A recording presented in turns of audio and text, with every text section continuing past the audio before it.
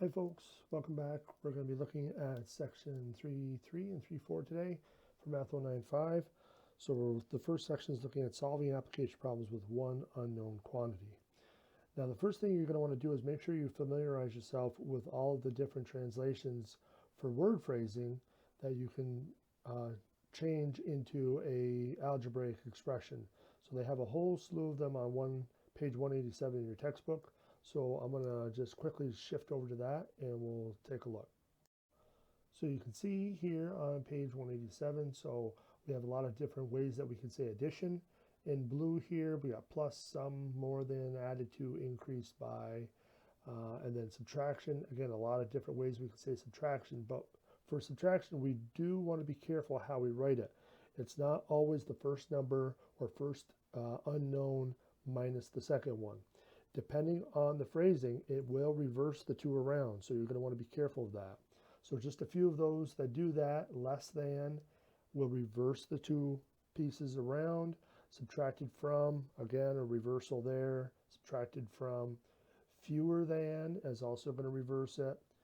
But something like decreased by or minus will not. So you got to be really careful with those subtraction phrasings and make sure you interpret them correctly. Now, looking at multiplication, not a lot of ways that you can say multiplication. Times, product, doubling, tripling, things like that. That all indicates multiplication.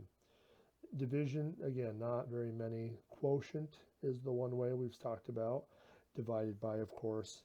So not anything in particular careful about that. But usually the first number comes first, the second number comes second. They're not going to try to be too crazy with how they want you to interpret it. Multiplication does flip-flop. You can commute that and it doesn't make a difference.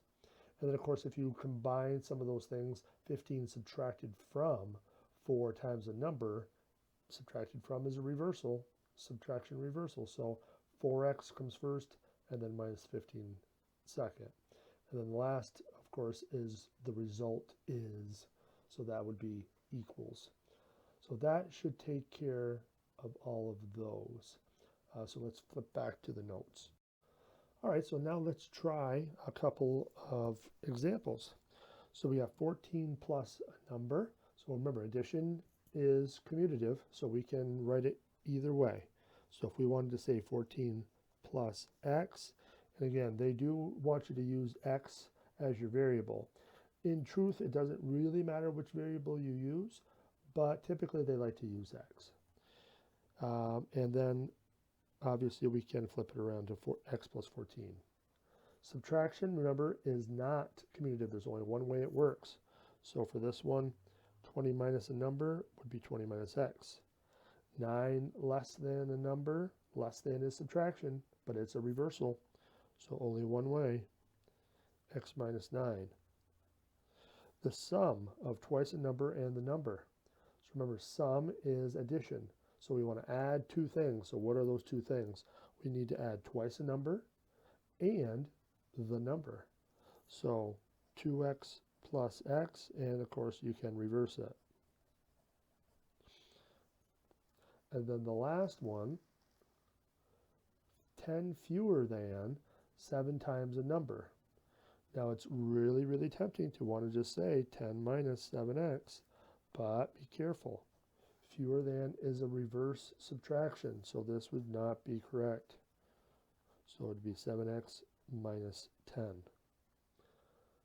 All right, so let's stop there. We got a little bit going on with this first video, but the next part we'll start applying some of these translations to solving equations.